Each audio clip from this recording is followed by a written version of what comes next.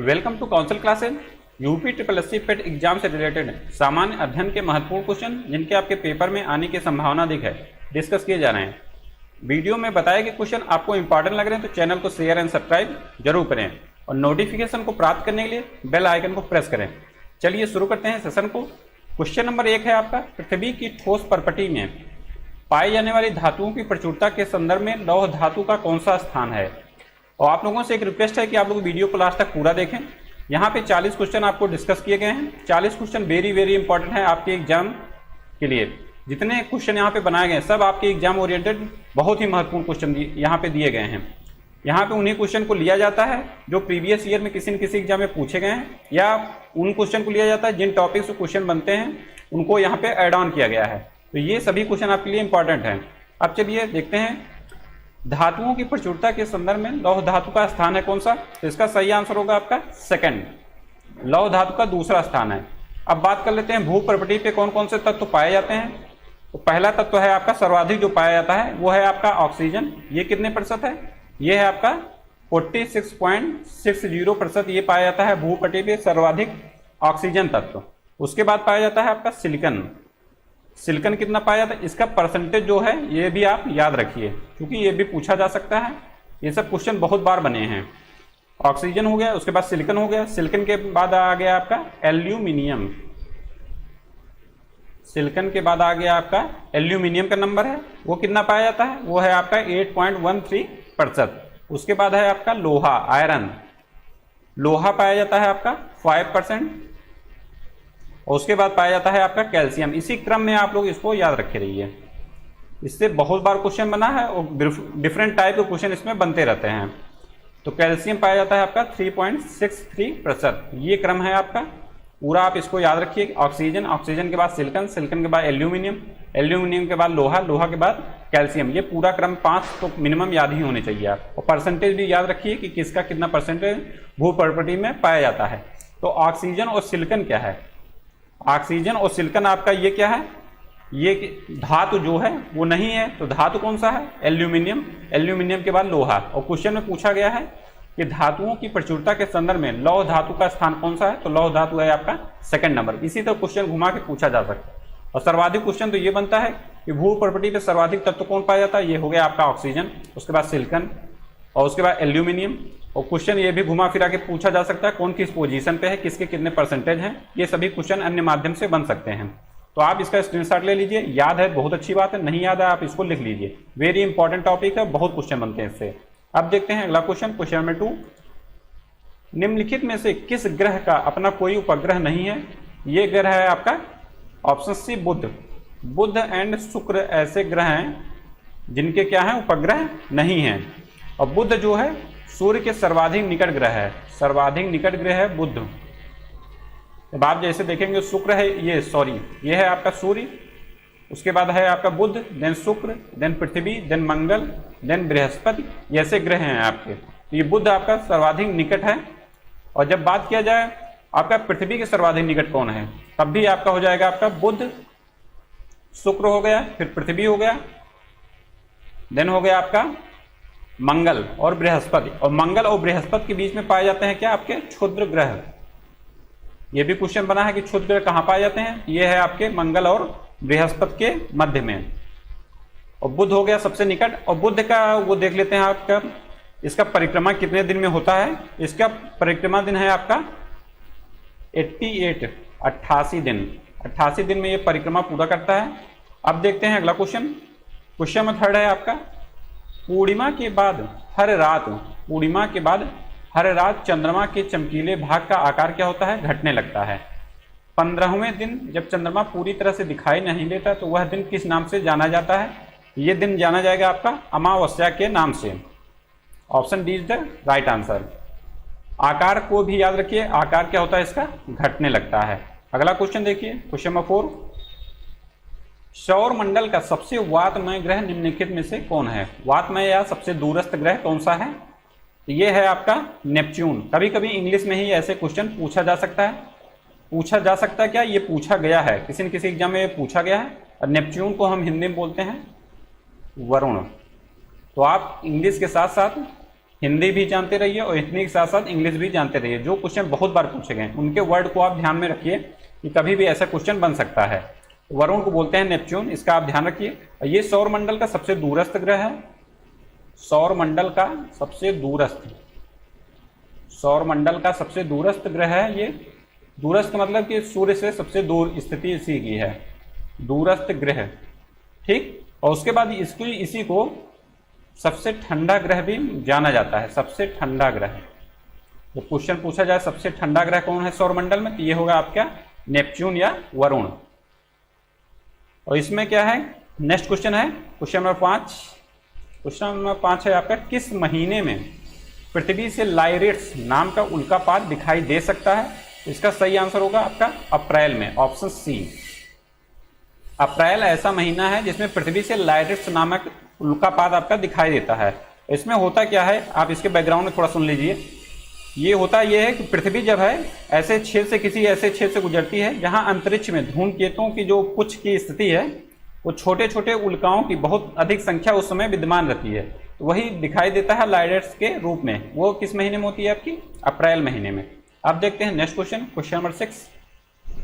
आम तौर पर निम्नलिखित में से किस अवधि में पृथ्वी से क्वाड्रेटिड्स, टफ नेम है थोड़ा सा, इंग्लिश वर्ड यूज किया गया है इसमें, नाम का उल्कापात दिखाई देता है?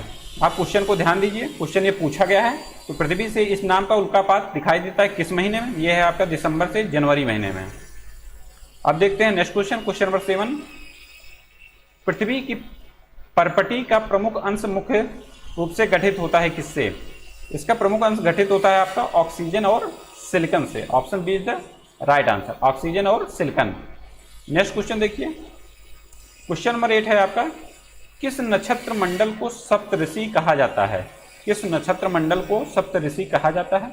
इसका सही आंसर होगा आपका Ursa major, option A, अर्सा Major. और इसको अन्य नाम से भी जानते हैं, इसका अन्य नाम है आपका बिग बियर नक्षत्र मंडल, बिग बियर नक्षत्र मंडल के भी नाम से इसको जानते हैं, इसको भी आप जानते रहिए। अब देखते हैं अगला क्वेश्चन, क्वेश्चन नंबर 9 है, सूर्य के चारों ओर एक स्थिर कक्ष में पृथ्वी की गति को क्या बोलेंगे? इसको बोलेंगे आपका परिक्रमण, option A is the right answer. सूर्य के चारों ओर एक स्थिर कक्ष में जब पृथ्वी गति करती है, जैसे ये सूर्य है और ये जो गति कर रही है, इसको बोलेंगे परिक्रमण, परिक्रमण। और जो पृथ्वी अपने अक्ष पर घूमती रहती है, इसको क्या बोलते हैं? इसको बोलते हैं आपका परिभ्रमण। दोनों वर्ड में बहुत कंफ्यूजन होती है, दोनों एक साथ आपको बता दिया गया। और परिक्रमण के आपका समय भी लिख लीजिए यहीं पे, समय होगा आपका 365.25 दिन, 265.25 दिन होगा ये। आप पूरा डिजिट सहित पूरा याद रखिए, पूरा फैक्ट, क्योंकि अब ऑप्शन जो बन रहे हैं आपके एग्जाम में बहुत नज़दीक ऑप्शन बनाए जाते हैं, जिससे विद्यार्थियों को कन्फ्यूजन हो और आपके निगेटिव मार्किंग लगे हुए हैं सभी एग्जाम में, एक एक नंबर आपके लेस हों। इसलिए हमको ये सब बिल्कुल गलती नहीं करना है। एक एक डिजिट, जो क्वेश्चन बहुत बार पूछे गए उनका एक एक डिजिट हमको याद होना चाहिए। तो इसका हो गया आपका 365.25 दिन हो गया। इसके बाद इसको समय के अनुसार भी देख लेते हैं, जो घंटे में समय पूछा जाता है। ये है आपका 365 दिन 6 घंटे, उसके बाद है आपका 9 मिनट, ये पूरा आपको याद होना चाहिए 9 मिनट, उसके बाद है 9.51 सेकंड, ये इतना पूरा याद होना चाहिए। 365 दिन 6 घंटे 9 मिनट 9.51 सेकंड। अब देखते हैं अगला question, question number 10। Question number 10 है आपका, पृथ्वी के व्यास का कितना भाग चंद्रमा के व्यास के बराबर होता है? तो पहले ये जानिए कि पृथ्वी का व्यास होता कितना है। तो पृथ्वी का व्यास होता है आपका 12,742 किलोमीटर, इसको याद करिए। और चंद्रमा का व्यास कितना होता है? चंद्रमा का व्यास है आपका 3,475 किलोमीटर। तो ये इसका कितने परसेंट हो जाएगा, कितने भाग हो जाएगा? ये हो जाएगा आपका 1/4, option C is the right answer. पृथ्वी का व्यास है आपका 12,742 किलोमीटर, चंद्रमा का व्यास है आपका 3,475 किलोमीटर। कोई भी डिजिट होती है, जो फैक्ट होते हैं, उसको कई बार इसलिए बोला जाता है वो आपके माइंड में बैठ जाए। आपके माइंड में ग्रेजुअली जैसे जैसे धीरे धीरे फैक्ट आप पे डाले जाएंगे, वो धीरे धीरे आपके दिमाग में ऐसा सेट हो जाएगा, वो लंबे समय तक आपके दिमाग में बना रहेगा। जब आप एग्जाम हॉल में बैठेंगे 1% भी कंफ्यूजन आपको नहीं होगा, इसीलिए बार बार किसी फैक्ट को बोला जाता है। नेक्स्ट क्वेश्चन है क्वेश्चन नंबर 11। क्वेश्चन नंबर आपका 11 है, भूपर्पटी का लगभग 98% भाग 8 तत्वों से बना है, निम्नलिखित में से कौन सा तत्व इनमें से नहीं है। भूपर्पटी से कई टाइप के क्वेश्चन बनते हैं, घुमा फिरा के, बहुत ही इंपॉर्टेंट ये टॉपिक है। तो इसके बारे में अभी आपको पूर्व में बताया गया। इसमें आपका नहीं है कौन सा, ये है आपका कार्बन, ऑप्शन ए इसमें नहीं है, अन्य ऑप्शन इसमें विद्यमान है। और सर्वाधिक है आपका ऑक्सीजन, कितने परसेंट, 46.60%।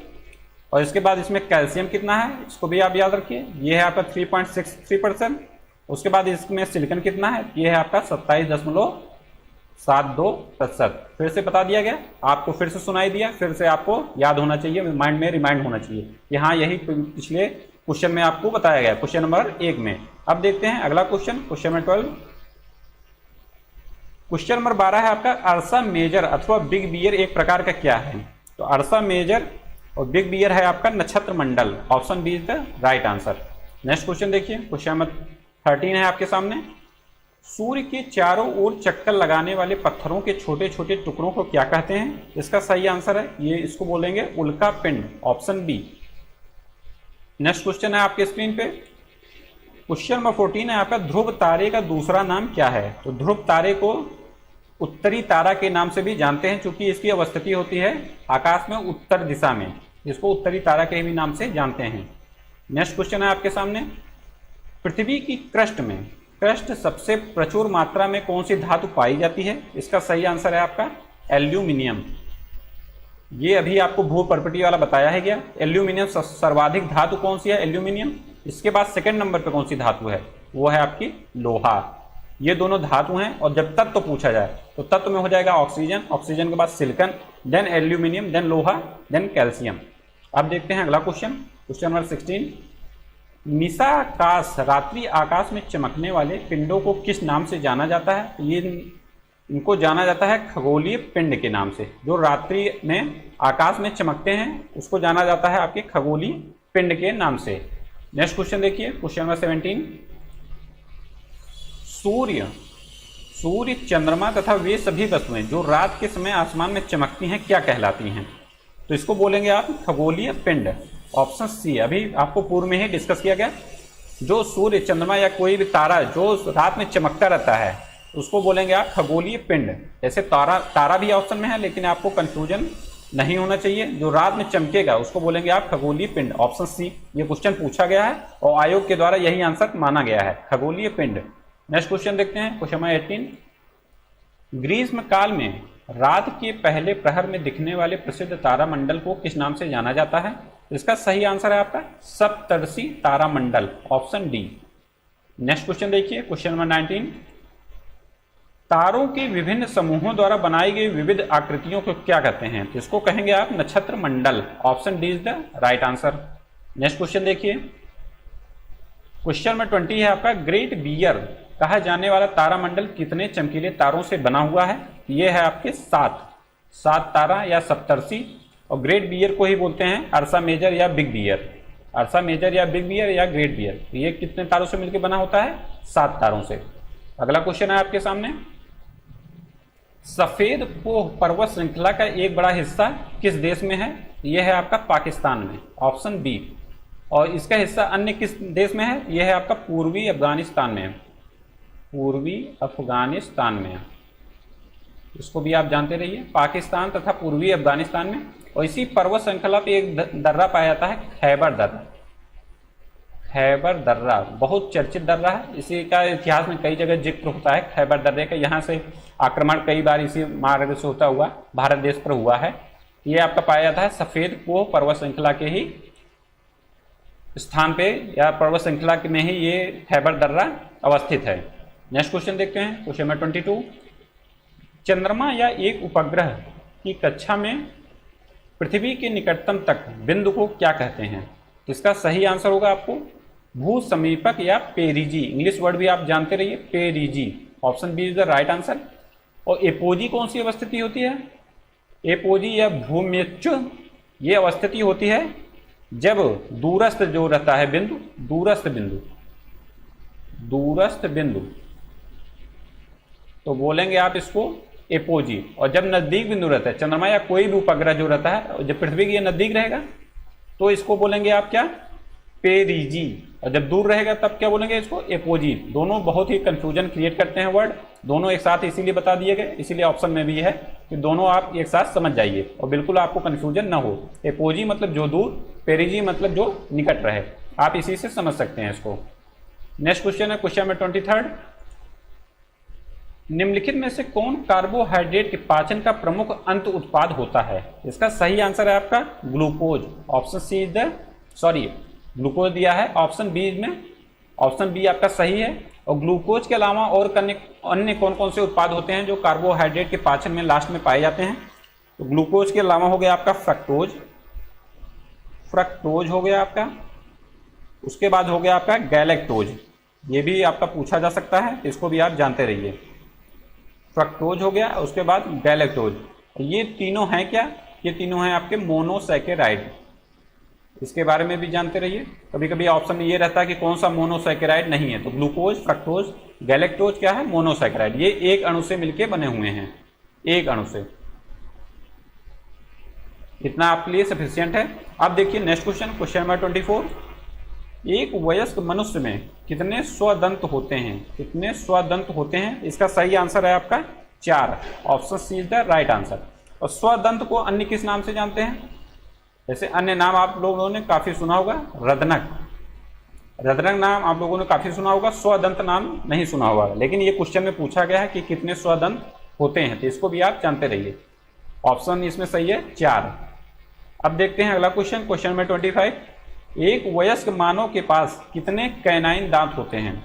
अब कैनाइन जैसे वर्ड ही आपको कंफ्यूजन क्रिएट करेगा। किसी भी एग्जाम में जो अब एग्जाम हो रहे हैं, जैसे बहुत दिन से एग्जाम हो रहे हैं और क्वेश्चन काफी पूछे जा चुके हैं, तो अब उसी में से कैसे अब नए क्वेश्चन बनाए जाएं। टॉपिक आपको तो जो हिस्ट्री है हिस्ट्री रहेगा, भूगोल जो है आपका ज्योग्राफी वही रहेगा, पॉलिटी वही रहेगा, इकोनॉमिक्स वही रहेगा, साइंस वही रहेगा। अब उसमें कैसे नए क्वेश्चन बनाए जाएं, तो उसके लिए किया यही जा रहा है सिंपल सा, जैसे हिंदी वर्ड जो पूछा गया अब उसका इंग्लिश पूछा जा रहा है, उसका अन्य और कौन सा नाम है उसको पूछा जा रहा है। ऑप्शन इतने नजदीक बनाए जा रहे हैं कि आपको देखने के बाद आपको लिए वो क्वेश्चन टफ हो जा रहा है। क्वेश्चन इजी है, अभी ऑप्शन नजदीक वाला हटा दिया जाए तो क्वेश्चन आपके लिए आसान है।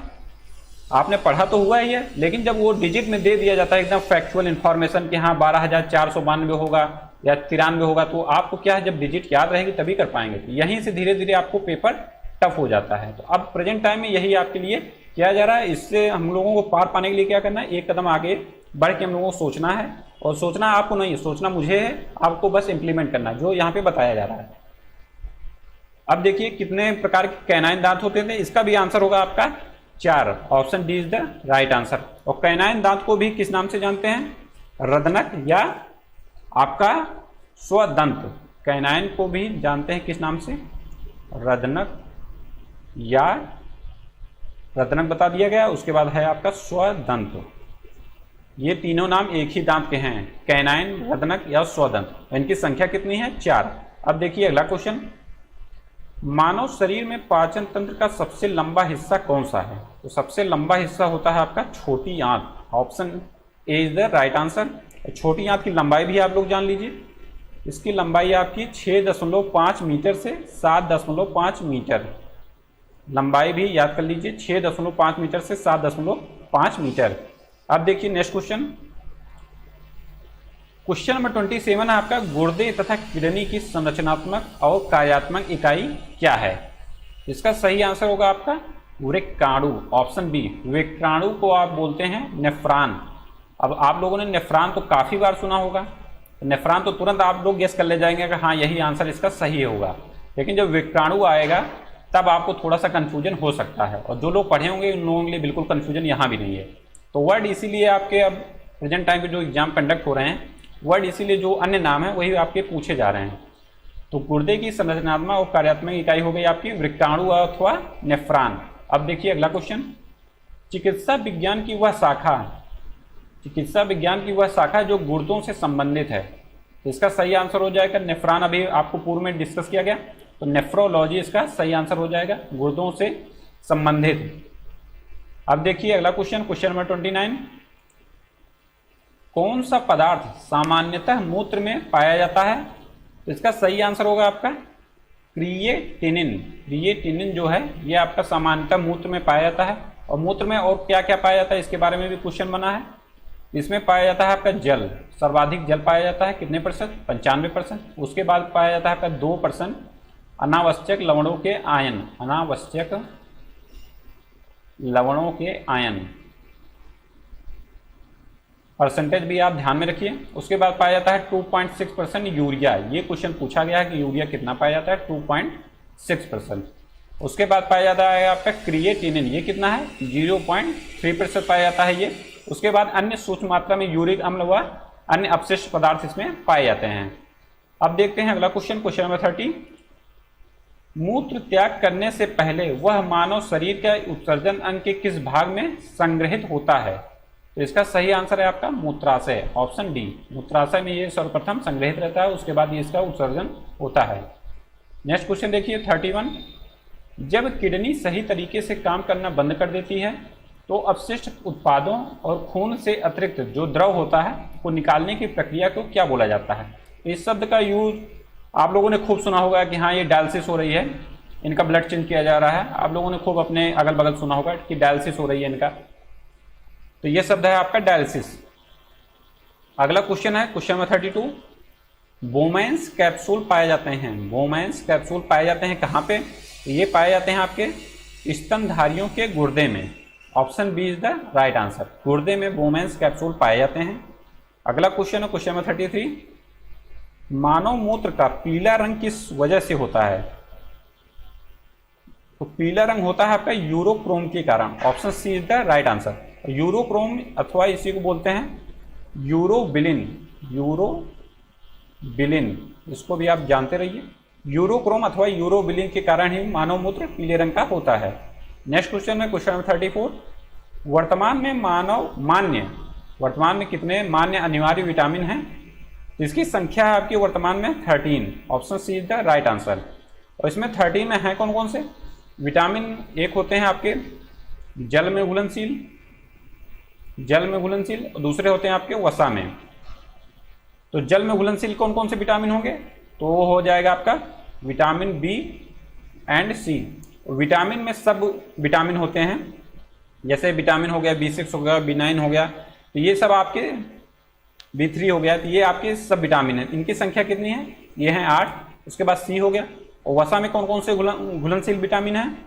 ये हैं आपके A, D, E and K। आप ऐसे याद रखिए, जो जल में घुलनशील है B, C, उसको छोड़ के जो बच्चा वो आपका वसा में घुलनशील हो जाएगा। एक ही याद करिए, दोनों याद करेंगे तो कन्फ्यूजन आपको क्रिएट होगा। जल वाला याद कीजिए, जल के बाद जो क्वेश्चन बचा, जो विटामिन बचा वो हो गया आपका वसा में घुलनशील। तो यहीं से आप संख्या भी इसका गिन लीजिए। 8 हो गया सप्लाज में विटामिन बी के, उसके बाद सी हो गया, उसके बाद A, D, E, K हो गया। तो ये कुल मिलाकर हो गया आपका 13 विटामिन जो इस समय प्रेजेंट टाइम में मान्य है।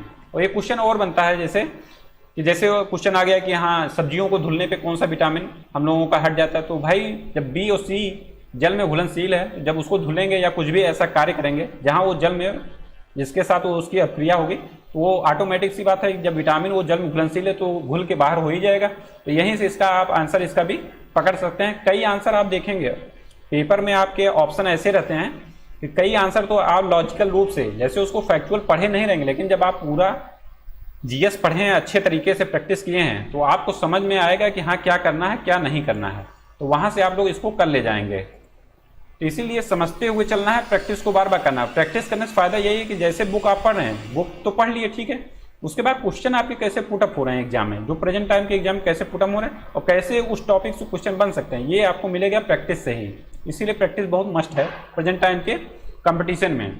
अब देखिए अगला क्वेश्चन, क्वेश्चन नंबर 35। त्वचा शोध व डर्मेटाइटिस किसकी कमी के कारण होने वाली बीमारी का एक लक्षण है? तो ये कमी होती है आपकी विटामिन की, option C is the right answer. Vitamin के कारण ही त्वचा रोग या डर्मेटाइटिस इसी को बोलते हैं, डर्मेटोलॉजिस्ट इसको बोलते हैं, जो चिकित्सक रहते हैं उसको बोलते हैं डर्मेटोलॉजिस्ट। तो इसकी कमी के कारण होता है ये विटामिन की कमी के। और क्वेश्चन और बनता है विटामिन के बारे में, इसका सर्वप्रथम प्रयोग किसने किया था? सर्वप्रथम इस शब्द का प्रयोग, सर्वप्रथम शब्द विटामिन का प्रयोग किसने किया था? यह किया था आपका सी फंक ने। इसको भी आप याद रखिए, बहुत बार क्वेश्चन पूछा गया, वेरी इंपॉर्टेंट क्वेश्चन। विटामिन शब्द का प्रयोग सी फंक ने किया था। अब देखिए नेक्स्ट क्वेश्चन, विटामिन ए को अन्य किस नाम से जाना जाता है? विटामिन, जितने विटामिन हैं उसके आपके वैज्ञानिक नाम आपसे पूछे जाते रहते हैं बार बार। तो विटामिन ए को अन्य किस नाम से जाना जाता है? वो है आपका retinol. Option D is the right answer. और विटामिन ए की कमी से एक रोग होता है आपका रतौंधी। इसके बारे में भी आपके बार बार क्वेश्चन पूछा जाता है। अब देखिए next question, question number 37। Haemoglobin अथवा मायोग्लोबिन दोनों किसके निर्माण के लिए आवश्यक होते हैं? इसका सही आंसर है, ये होता है आपका आयरन के लिए। Option B is the right answer. Haemoglobin और मायोग्लोबिन दोनों आयरन के निर्माण के लिए आवश्यक होते हैं। जैसे एक क्वेश्चन इसमें घूम के शायद और बनता है, शायद क्या परफेक्ट ही बनता है, कंफर्म है कि हीमोग्लोबिन के द्वारा किसका संचरण होता है? तो वो भी है आपका आयरन के ही संचरण के माध्यम से हीमोग्लोबिन का मतलब कि संचार होता रहता है आपके पूरे बॉडी में, इसमें आयरन पाया जाता है। अब देखिए next question, question number 38। Niacin, niacin जो विटामिन बी कॉम्प्लेक्स ग्रुप का है, बी जो आपको बताया गया बी में 8 कॉम्प्लेक्स ग्रुप या सब ग्रुप रहते हैं, 8, इनकी संख्या कितनी है? 8। एक विटामिन है कि कमी से कौन सा रोग होता है? तो विटामिन जो है नियासिन, नियासिन किस विटामिन का नाम है? पहले तो ये आपको जब पता रहेगा तभी आप कर पाएंगे। तो ये विटामिन B3 का नाम है, ये विटामिन B3 का रासायनिक नाम या वैज्ञानिक नाम कुछ भी आप समझ लीजिए। तो विटामिन B3 का नियासिन ये नाम है। इसकी कमी से रोग होता है आपका pellagra. Option A is the right answer. Pellagra में होता क्या है कि जो शरीर में जो होती है उपापचय की क्रिया, शरीर के उपापचय की जो क्रिया होती है उसमें गड़बड़ी हो जाती है। शरीर के उपापचय, उपापचय की क्रिया में गड़बड़ी, यही होता है आपका पिलाग्रा में। और ये किस विटामिन की कमी से होता है? Vitamin B3। विटामिन B3 का रासायनिक नाम क्या है? नियासिन। और विटामिन बी का जो सब क्लॉज या कॉम्प्लेक्स ग्रुप की संख्या कितनी है विटामिन में? 8। इसको भी आप याद रखिए। क्वेश्चन नंबर 39 है आपका, कौन मानव के शरीर में रक्त का थक्का बनाने के लिए अनिवार्य है? ये सही नाम है इसका, विटामिन के। विटामिन आपके एग्जाम के लिए बहुत ही इंपॉर्टेंट टॉपिक है। विटामिन से बहुत क्वेश्चन बनते हैं, एकदम मस्ट टॉपिक है और पेट टॉपिक है। इसको आपको बिना मतलब किए, बिना इसको पढ़े इसको जाना ही नहीं है एग्जाम देने के लिए, अगर सही रूप से आप तैयारी कर रहे हैं तो रक्त का थक्का बनाने के लिए अनिवार्य है विटामिन के। और इसका भी रासायनिक नाम जान लेते हैं, सॉरी रासायनिक नाम या वैज्ञानिक नाम कुछ भी आप समझिए। तो इसका वैज्ञानिक नाम है आपका फिलोक्विनोन, फिलोक्विनोन। ऐसे ही आपका प्रैक्टिस के माध्यम से सभी वैज्ञानिक नाम जितने विटामिन हैं सबका धीरे धीरे क्रम से आपको याद करा दिया जाएगा। विटामिन के का रासायनिक नाम है आपका फिलोक्विनोन। आप देखिए नेक्स्ट क्वेश्चन, और इस सेशन का लास्ट क्वेश्चन है ये, विटामिन के की विशिष्ट भूमिका किसके संश्लेषण में होती है? ये है आपका prothrombin. Option D is the right answer. और इसी तरह के क्वेश्चन को प्राप्त करने के लिए आप हमारे चैनल पे बने रहें, चैनल को शेयर एंड सब्सक्राइब जरूर करें, अपने फ्रेंड से भी कराएं। मिलते हैं नेक्स्ट वीडियो में। Thank you so much.